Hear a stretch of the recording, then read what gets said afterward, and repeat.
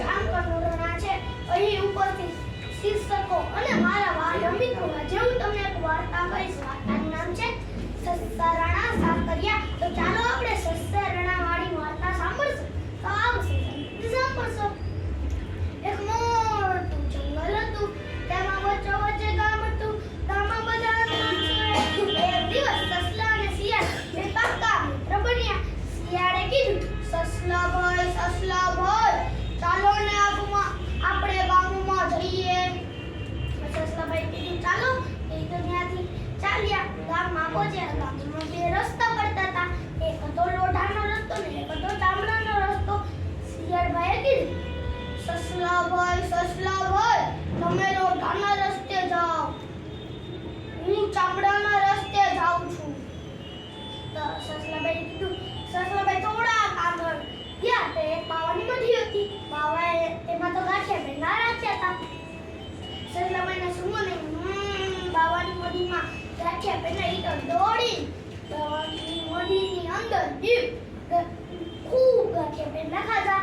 તરતમાં લોક મારી પગ ચડાવીને સૂતું હતું. એમાં બાવો આવ્યો. બાવો તો ગભરાઈ ગયો. મારી મઢીમાં એને તો ખખડાયું, મારી મઢીમાં કોણ છે?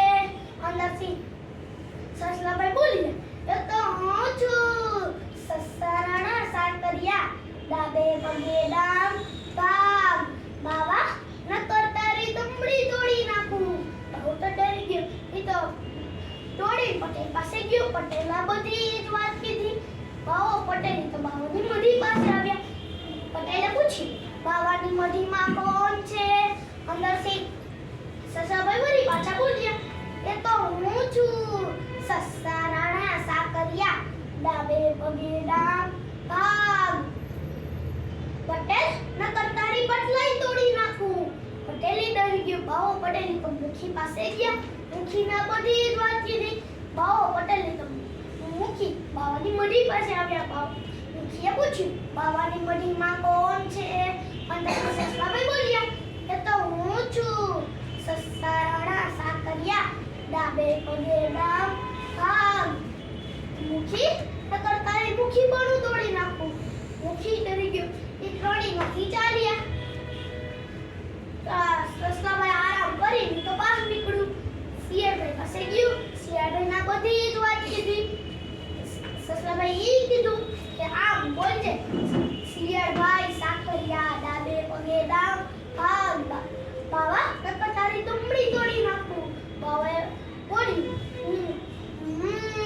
ગાંઠિયા પેંડા, હું હમણાં જ જાઉં છું. ઈ તો દોડી બાવાની મઢીની અંદર ગઈ. ગાંઠિયા પેંડા ખાધા. તરતમાં લોક મારી પગ ઉપર પગ ચડાવીને સૂતું હતું. તેમાં બાવો આવ્યો. બાવાએ મનમાં બોલ્યું, હજી નથી ગયું, પહોંચાવું બધું. હાલને વળી પાછું પૂછું. એને પાછું પૂછ્યું, મારી મઢીમાં કોણ છે? અંદરથી શિયાળભાઈ બોલ્યા, એ તો હું છું, શિયાળભાઈ સાકરિયા, ડાબે પગે ડામ ભાગ. બાવા નકર તારી દમડી તોડી નાખું. બાવાને ખબર પડી ગઈ ત્યાં તો શિયાળભાઈ છે. દરવાજો તોડ્યો. શિયાળભાઈને ખૂબ માર્યો, બહાર કાઢ્યો. શિયાળભાઈને ગાંઠિયા ભેગા તો મળ્યા, પણ એ મારે મળ્યો. આ વાર્તામાંથી એ શીખ મળે છે કે કોઈથી લલચાવાનું નહીં.